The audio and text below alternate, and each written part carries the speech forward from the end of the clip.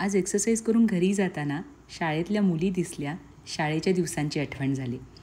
घरी गेल्यावर सडा रांगोळी आवरली आणि आज जेवणासाठी दही भात केला होता आणि हरभऱ्याचं सॅलेड केलं होतं. ही रेसिपी तुम्हाला वेज ऑथेंटिक चॅनलला मिळून जाईल. आणि जो दिवसाचा शेवट झाला ना, अप्रतिम. यासारखा सुंदर शेवट असूच शकत नाही.